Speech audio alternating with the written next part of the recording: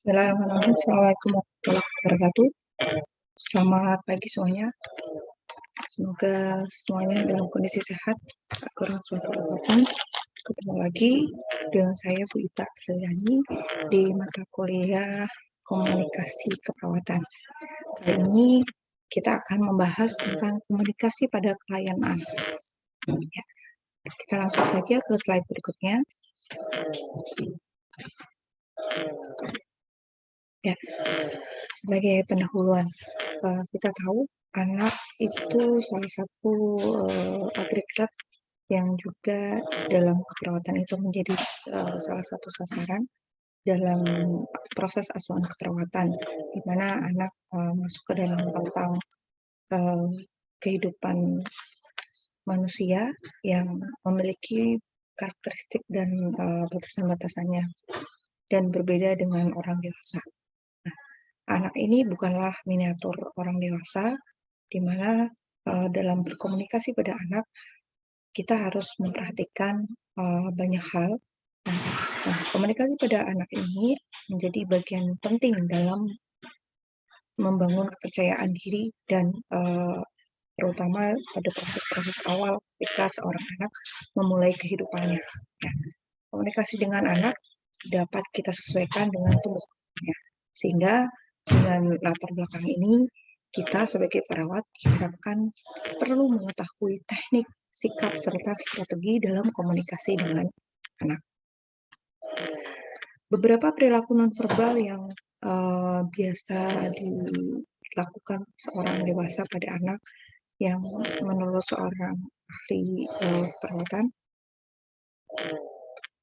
yang perlu diketahui dalam merawat anak adalah bagaimana kita bisa mempelajari gestur dari anak ya. Misalnya ada yang pertama ini dari gerakan bola mata. Nah, ini bisa kita gunakan untuk memberikan perhatian ya.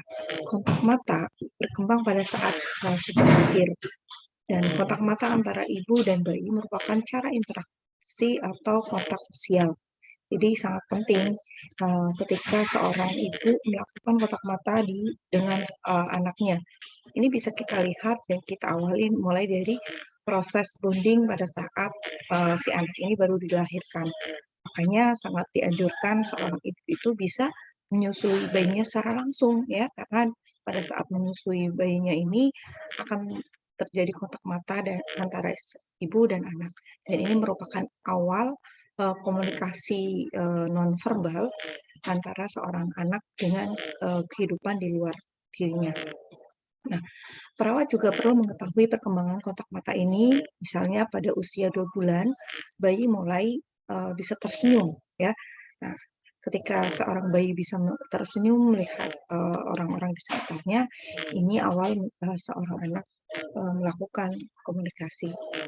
Bayi dan anak memperlihatkan reaksi yang tinggi terhadap rangsangan visual, seperti mengerti ekspresi ibu yang marah, sedih, atau setuju, tidak setuju. Ya. Jadi mungkin bayi belum bisa berkata-kata, tetapi dari matanya kita bisa melihat apa yang sebenarnya dirasakan oleh si anak. Ya.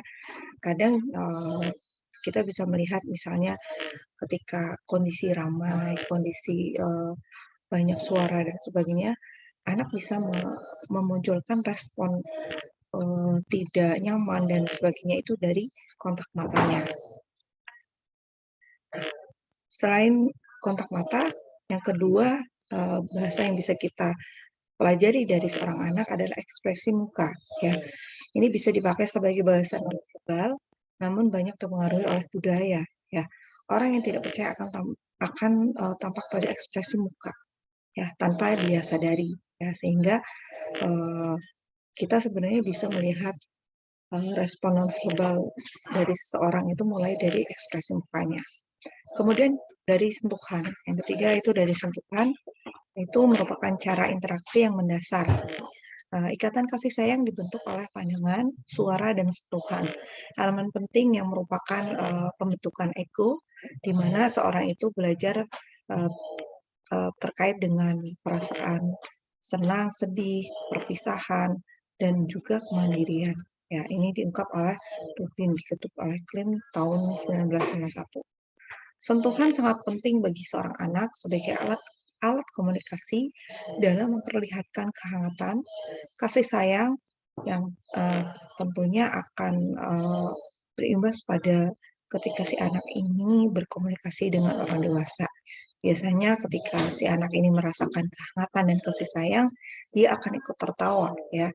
Dia akan ikut tertawa pada saat berkomunikasi dengan orang dewasa. Nah, sentuhan ini bisa dilakukan seorang perawat, misalnya dengan mengusap, menggendong, memeluk, atau memangku.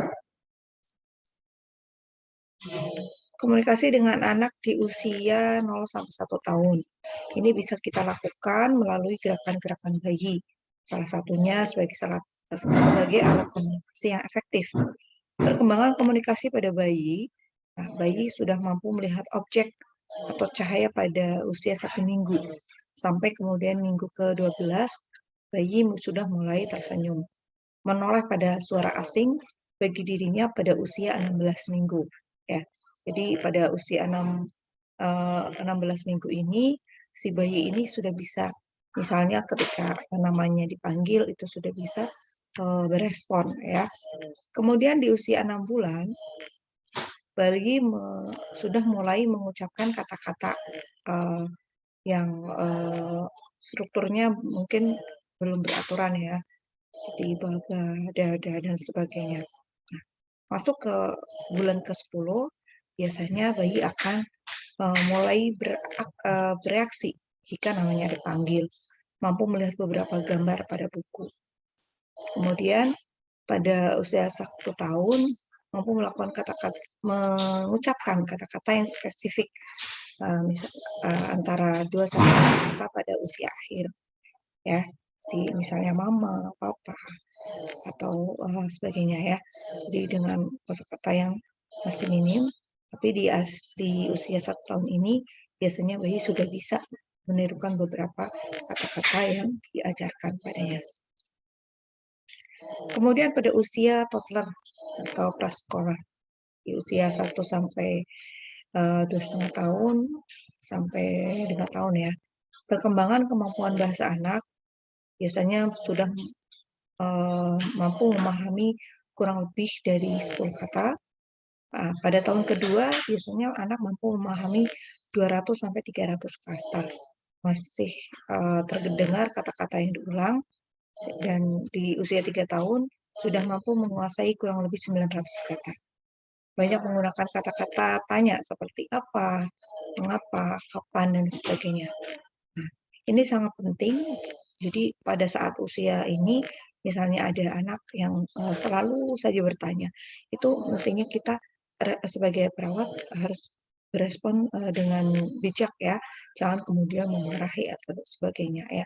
Kadang ada orang tua yang karena mungkin belum tahu gitu ya, belum mengetahui perkembangan anak, sehingga pada usia 2-3 tahun dianggap anak ini terlalu banyak bertanya, padahal ini merupakan perkembangan yang wajar dan mestinya memang dilalui oleh seorang anak.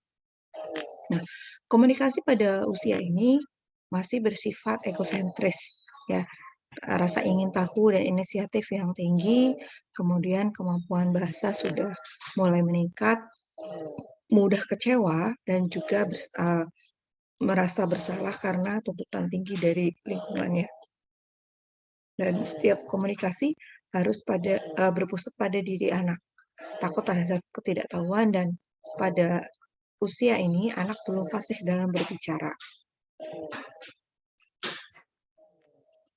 Nah, ada pun strategi komunikasi yang dilakukan pada usia toddler ini. Yang pertama dengan memberitahu apa yang terjadi dengan dirinya. Ya, memberi kesempatan untuk menyentuh alat pemeriksaan yang akan digunakan, misalnya pada saat pasien anak mengalami sakit, ya, biarkan anak ini menyentuh stetoskop, tensimeter, atau termometer, dan sebagainya.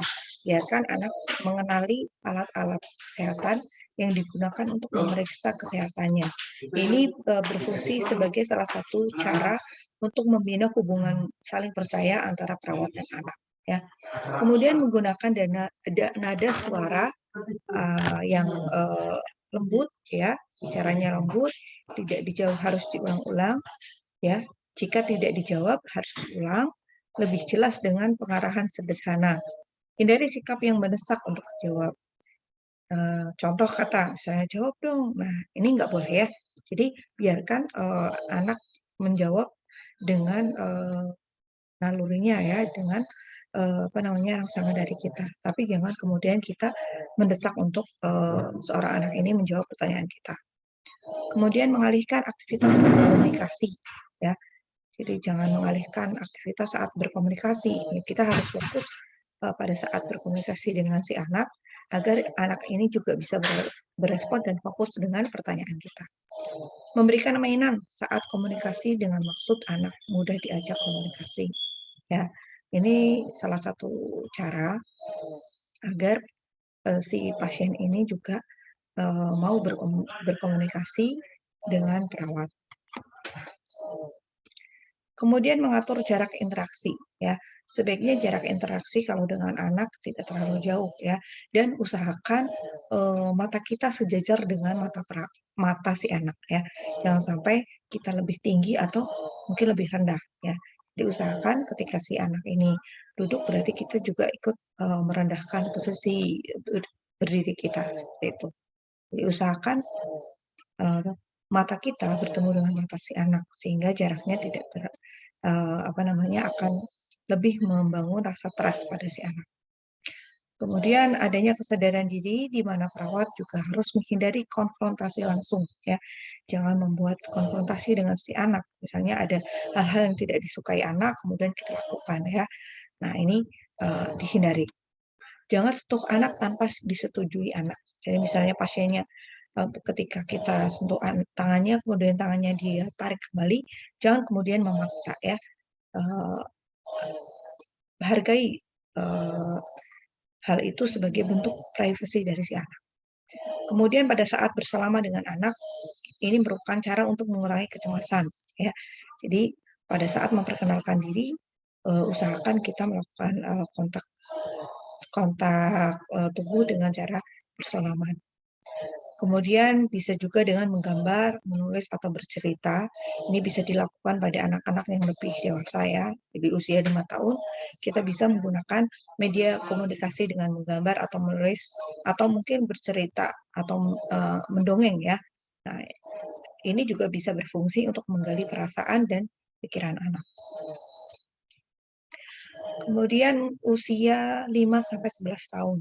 Nah, ciri khas komunikasi pada usia ini adalah ketika perkembangan komunikasi dimulai dengan kemampuan anak mencetak, menggambar, atau membuat huruf atau tulisan, atau apa yang bisa dilakukan anak ini merupakan cerminan dari kemampuan anak. Nah, pada tahap ini kemampuan anak membaca sudah dapat dimulai. Di usia 8 tahun, biasanya masih tetap memperhatikan tingkat kemampuan bahasa anak. Jadi, usahakan gunakan kata-kata yang sederhana, yang spesifik, ya. Jelaskan sesuatu yang membuat ketidakjelasan pada anak atau sesuatu yang tidak diketahui. Ya, jadi kalau misalnya ada sesuatu yang misalnya masih berbentuk abstrak, ya, kita jelaskan, ya. Contohnya, ya, misalnya ketika kita meminta bantuan pada si anak, jelaskan dengan penjelasan yang mudah dipahami, ya. Misalnya si anak kita minta untuk apa namanya, jadi ketika ada hal-hal yang misalnya tidak diketahui anak, sebaiknya kita jelaskan kenapa misalnya misalnya ketika kita melarang untuk dia tidak naik kursi, ya, jangan naik-naik misalnya, kita jelaskan, ya, apa alasannya kenapa kita melarang mereka untuk tidak naik kursi atau naik tempat-tempat yang tinggi seperti itu. Jelaskan dengan bahasa yang mudah dipahami oleh anak-anak. Selanjutnya, Di usia ini juga keingintahuan pada aspek fungsional dan prosedural dari objek sangat tinggi. Ini bisa kita jelaskan dari arti fungsi dan prosedurnya. Tujuan dimaksud dari sesuatu yang dinyatakan secara jelas sehingga tidak mengancam, menyakiti, nah, atau menyebabkan anak ini menjadi trauma. Sebab akan membuat anak ini tidak mampu berkomunikasi secara efektif ya. Jadi kalau misalnya kita mau melakukan tindakan injeksi seperti itu ya, kita jelaskan prosedurnya dengan bahasa yang lebih mudah dimengerti. Kenapa kemudian kita membawa alat suntik gitu ya. Nanti kita akan memasukkan obat melalui jarum ini agar obatnya bisa masuk ke dalam tubuhnya si anak. Nah, anaknya bisa lebih lebih cepat sembuh dan sebagainya ya. Kita jelaskan dengan bahasa yang mudah dimengerti ya, sehingga anak ini eh, mampu untuk kooperatif dengan tindakan-tindakan medis yang mungkin kita lakukan. Nah, kemudian pada memasuki usia remaja, perkembangan bahasa bisa ditujukan dengan kemampuan diskusi, berdebat, dan sudah mulai berpikir secara konseptual. Mulai dari menunjukkan perasaan malu, seringkali merenung kehidupan tentang masa depan yang direfleksikan dalam komunikasi. Pola pikir yang sudah menunjukkan ke arah yang lebih positif. Oke. Nah, pada usia remaja ini yang bisa kita lakukan adalah diskusi, hindari beberapa pertanyaan yang dapat menimbulkan rasa malu. Ya, contohnya, kenapa kamu jerawatan misalnya ya. Nah, ini jangan sampai pertanyaan itu dilontarkan dengan dengan bahasa yang lugas ya. Tapi mungkin tidak mungkin dia kita arahkan untuk bercerita saja ya, tidak kemudian kita gabung dengan pertanyaan. Jaga kerahasiaan dalam komunikasi, ingat awal terwujudnya kepercayaan anak, dan merupakan masa transisi dalam bersikap dewasa. Nah, selanjutnya cara komunikasi dengan anak. Untuk anak-anak yang lebih kecil, kita bisa menggunakan pihak ketiga atau melalui orang lain. Nah, hal ini ditujukan untuk menumbuhkan rasa kepercayaan diri pada anak ya. Dengan komunikasi melibatkan orang tua secara langsung yang berada di samping atau di dekat anak, ini akan membantu seorang perawat untuk lebih meningkatkan kepercayaan diri si anak bahwa oh ya, perawat ini kenal dengan orang tuaku, berarti orang ini baik seperti itu. Kemudian mengomentari tentang mainan, baju yang sedang dipakainya. Nah, ini tidak langsung ke pokok pembicaraan, jadi tidak langsung to poin, kamu sakit apa deh, misalnya tidak ya, tapi misalnya, ih mainannya bagus, ih bajunya lucu, dan sebagainya ya. Jadi tidak langsung ke permasalahan yang sebenarnya harus kita tanyakan langsung ya. Jadi kita menggunakan pihak ketiga atau melalui hal-hal yang ada di sekitar anak. Kemudian dengan bercerita, ya ini teknik bercerita ini nanti kita sesuaikan dengan usianya ya. Jadi kalau bercerita berarti kita lihat kalau usianya sudah 5 tahun ke atas itu bisa kita gunakan. Nah, kemudian cerita yang disampaikan pun ya hendaknya sesuai dengan pesan yang akan disampaikan ya, dapat diekspresikan melalui tulisan atau gambar. Jadi kalau misalnya kita mau ada misi untuk memberikan makanan tambahan, ya kita gunakan cerita-cerita misalnya cerita fabel ya, cerita binatang. Kenapa misalnya ada kelinci punya anak dan sebagainya. Oh, kelincinya ini tumbuh gitu ya. Kelincinya ini makin besar. Kenapa? Oh, karena dia makan dan sebagainya ya. Itu bisa kita gunakan untuk menganalogikan pesan yang akan kita sampaikan pada si anak. Pesan juga dapat diterima dengan mudah dengan cara bercerita ya, sehingga anak biasanya akan suka ya ketika kita gunakan media cerita ini. Kemudian jujur ya, prinsipnya yang ketiga adalah jujur, bicara dengan lembut ya, jangan sekali-kali jujur ini berarti kita harus jujur ya, tidak boleh membohongi. Sekali berbohong ya, biasanya anak punya feeling ya bahwa kita tidak berkata sejujurnya. Ya. Berbicara dengan lembut, Kemudian memperlihatkan sikap tulus ya. Sincerity ini sangat penting ya pada saat kita berhadapan dengan pasien anak ya. Kalau kita tidak punya perasaan sincerity ini, biasanya pasien anak ini cenderung menangis ya. Makanya untuk menjadi perawat anak ini tidak mudah sebenarnya. Karena tadi seorang anak itu sudah fitrahnya ya punya perasaan yang lembut juga, sehingga ketika seorang perawat ini juga ketika menghadapinya itu juga dengan sifat yang lembut, yang tulus ya, tulus ketika berinteraksi, ini akan nyambung dengan jiwa anak ya. Jadi nggak usah takut ya. Nah, kalau ada apa namanya, misalnya mahasiswa ya berhadapan dengan pasien anak ya, ini juga harus dilatih ya. Karena bisa jadi mungkin belum terbiasa ya, sehingga ini memang butuh latihan. Yang keenam, memfasilitasi. Jadi prinsip dalam berkomunikasi dengan anak adalah memfasilitasi. Cara ini sebagai ekspresi ya atau respon anak terhadap pesan yang dapat diterima. Perawat juga harus mampu mengekspresikan perasaan dan tidak boleh dominan ya. Jadi saling memfasilitasi perasaan masing-masing. Nah, anak harus diberikan respon terhadap pesan yang disampaikan ya. Jadi kalau dia marah, ya kita harus berespon. Oh, adik kurang suka ya kakak seperti ini misalnya ya.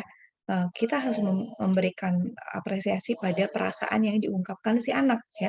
Dan ini sangat penting ya sebagai salah satu cara kita untuk menghormati harga diri si anak. Kemudian jangan merefleksikan ungkapan negatif yang menunjukkan kesan jelek pada anak. Misalnya ketika kita sapa, anaknya cemberut, ih, terus kemudian kita berespon, ih kamu anaknya sensitif, ih kamu gitu aja marah misalnya. Nah, seperti itu ya. Jangan memberikan ungkapan yang negatif yang nantinya akan semakin membuat anak tidak respect dengan kita. Ya. Kemudian yang ketujuh adalah menggunakan alat peraga ya, gunakan sesuatu yang dapat anak lihat ya, mendengar dan menyentuhnya. Gunakanlah alat peraga secukupnya. Jadi misalnya dengan boneka tangan itu bisa kita gunakan untuk menjadi salah satu alat peraga untuk memfasilitasi komunikasi kita dengan anak. Kemudian yang kedelapan, pilihan pro dan kontra. Teknik ini sangat penting dalam menentukan atau mengetahui perasaan dan pikiran anak. Misalnya dengan mengajukan pada situasi yang menunjukkan pilihan positif dan negatif sesuai dengan pendapat anak. Misalnya antara misalnya ketika dia tidak mau makan, kita gunakan mau makan atau mau main dulu misalnya seperti itu ya. Misalnya ketika dia memilih untuk main dulu, ya sudah kita berikan kesempatan si anak ini untuk main dulu. Tapi usahakan batasi ya, boleh main misalnya 5 menit. Habis itu nanti makan ya, seperti itu ya. Jadi tetap kita gunakan pilihan pro dan kontra ini. Kemudian dengan menulis. Ya, kalau menulis berarti ini untuk anak-anak yang usia sudah lebih besar, antara 5 sampai 6 tahun ya, bisa digunakan dengan teknik ini, dengan menulis ya.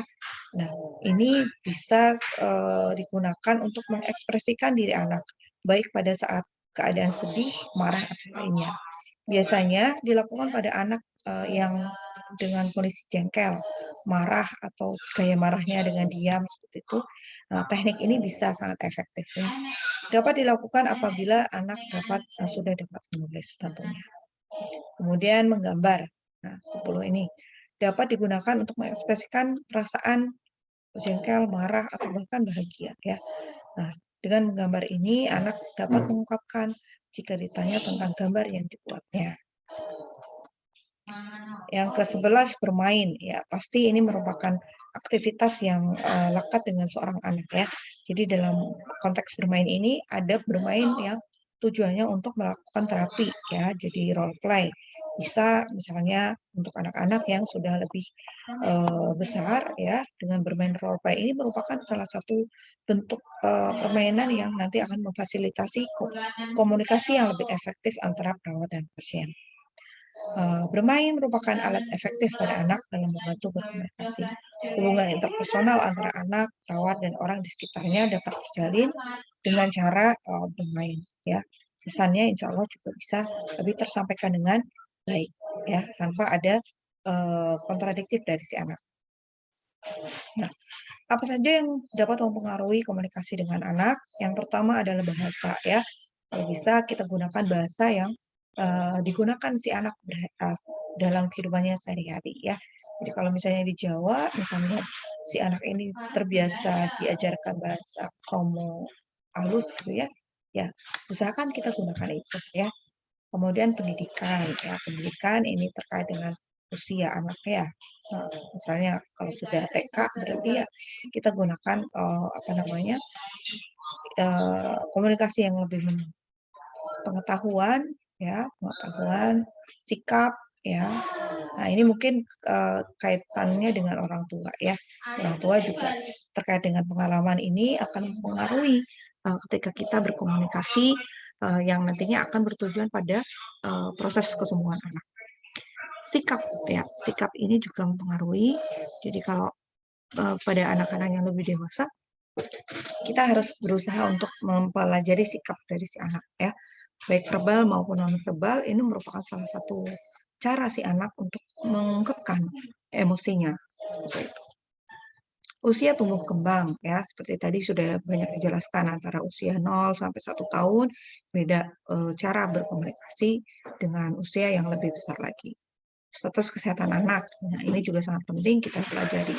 Anak-anak yang masih sakit, ya biasanya dia enggan untuk ngomong, enggan untuk melakukan kegiatan komunikasi, sehingga perlu trik-trik yang tepat, ya. Kita harus memperhatikan hal-hal yang tadi sudah kita bahas, ya. Oke. Kemudian saluran suara atau intonasi, ini media komunikasi ini juga sangat mempengaruhi, ya. Jadi kalau misalnya kita ngomongnya terlalu keras gitu ya, mungkin akan membuat anak takut gitu ya, jadi merasa minder dan sebagainya. Oleh karenanya, ketika berkomunikasi dengan anak, memang kita harus belajar bagaimana cara mengatur intonasi suara. Kemudian lingkungan, ya lingkungan yang nyaman, tidak berisik, yang mungkin bagi anak itu homey gitu ya. Nah, ini sangat mendukung untuk tercapainya komunikasi yang efektif. Nah, selanjutnya bagaimana implikasi komunikasi dalam keperawatan, ya. Nah, implikasi ini kita bisa apa namanya dapatkan pada saat misalnya kita juga melibatkan orang tua, ya. Nah, yang pertama ajak orang tua berbicara terlebih dahulu sebelum mulai kita berkomunikasi dengan anak, ya. Nah, ini tadi kan kita gunakan orang lain, ya. Nah, ini sangat penting untuk memulai sebuah hubungan dengan anak. Awali dengan bercerita atau teknik lain sebelum kontak dengan anak, agar anak mau berkomunikasi. Jadi tidak langsung tutup poin, ya, kita gunakan media-media lain atau teknik lain sebelum ke masalah yang harus kita kaji dari si pasien anak ini. Berikan mainan sebelum masuk ke dalam pembicaraan inti, ya tadi juga sudah dijelaskan. Beri kesempatan pada anak untuk memilih tempat atau posisi pemeriksaan yang diinginkan. Misalnya pasiennya tidak mau di kamar perawatan, bisa kita ajak ke taman, ya. Ini juga akan memberikan kesempatan bagi pasien untuk bisa mengekspresikan apa yang dia rasakan. Kemudian yang kelima, lakukan pemeriksaan dari sederhana ke kompleks jika berdampak trauma, ya. Nah, pemeriksaan yang lebih, misalnya pasien anak ini kan diinfus, nah, infusnya ini bengkak misalnya. Nah, kita tidak langsung ke bagian infus yang bengkak ini, tapi kita misalnya mainkan apanya dulu, komentarin matanya dulu, atau tangannya dulu, atau kakinya dulu, dan sebagainya. Ya, jadi lakukan pemeriksaan ke hal-hal yang di luar keluhan yang memang sedang diderita anak, ya.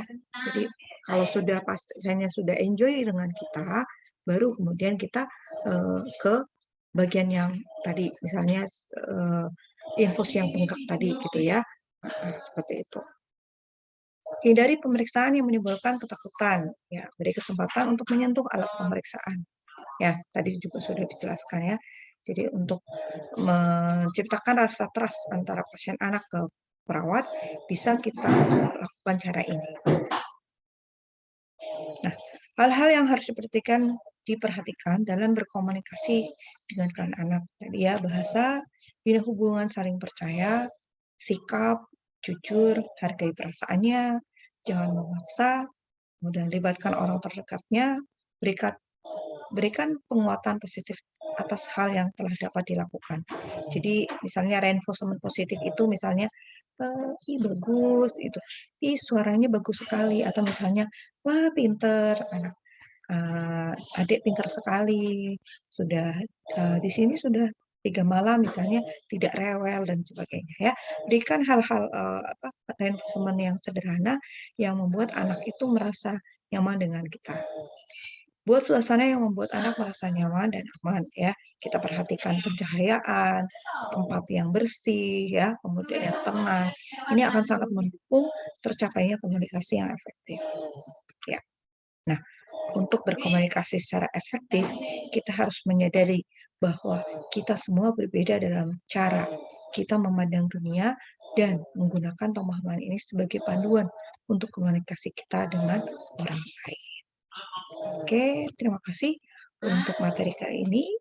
Jika ada pertanyaan bisa didiskusikan di forum diskusi. Mohon maaf atas kekurangannya. Saya akhiri. Assalamualaikum warahmatullahi wabarakatuh. Siapa berarti sing